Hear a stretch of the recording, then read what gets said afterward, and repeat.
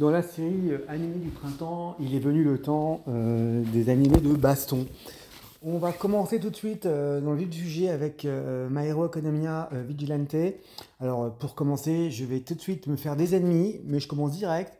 Je vais être très clair, moi, la vibe My Hero Academia, je suis passé totalement à côté. J'ai pas du tout accroché.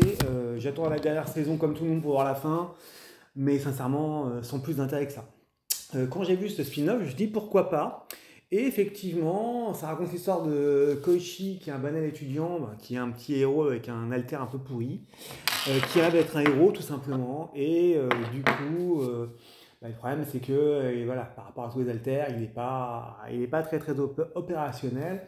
Et en fait, il a toujours rêvé d'être un peu un héros gentleman, qui s'appelle, qui gère un petit peu les déchets, des choses comme ça.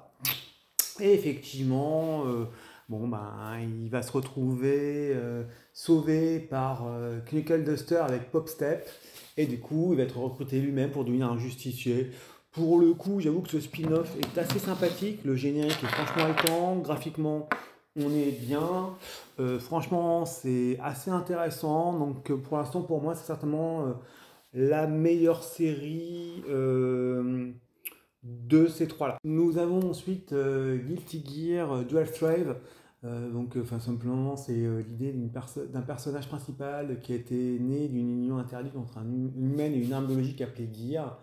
Et il vit dans un monde où la magie remplace la science. Et effectivement, les Gears, qui sont des armes créées par l'humanité, qui s'est attaqué à l'humanité, qui s'est retourné contre l'humanité à un moment donné, du coup, il est en plein milieu de tout ça. Et du coup, on se retrouve avec une grosse animosité entre les Gears et les humains par rapport à une nouvelle jeune fille qui voue une haine profonde aux Gears. Et voilà un peu où on va en arriver. Alors moi, Guilty Gear, comme beaucoup, je ne connais que les jeux vidéo de baston. J'y ai joué à un moment donné, c'était sympa. J'avoue que c'est peut-être la série qui, moi, dans les trois du lot, là, me convainc le moins.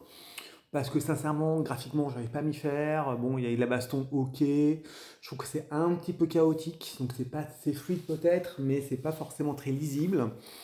Pour l'instant, j'avoue que c'est pas, pour moi, c'est voilà, un tiers, top tiers, c'est pas très très bonne série. J'attends de voir la suite pour me prononcer. Puis vient le temps de Yaiba, Samouraï, qui est effectivement Samurai Legend, qui est relativement intéressant.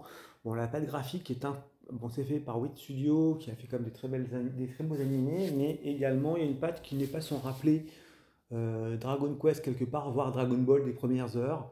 Alors je sais que c'est un reboot de la version initiale que moi je n'ai pas vue, en l'occurrence, qui raconte l'histoire de Yaiba, qui est un samouraï un peu sauvage, qui s'est entraîné dans la vie sauvage, qui arrive en ville et va découvrir un rival, Olimaru. Ils vont chacun obtenir un sabre très dangereux et par rapport à ça, après on arrive sur un combat de sabre classique avec des ennemis qui vont se développer avec le temps. C'est un peu décalé, c'est relativement sympathique. Moi, je pense que ça peut être un peu, là pour le coup, ça peut être valoir le passage.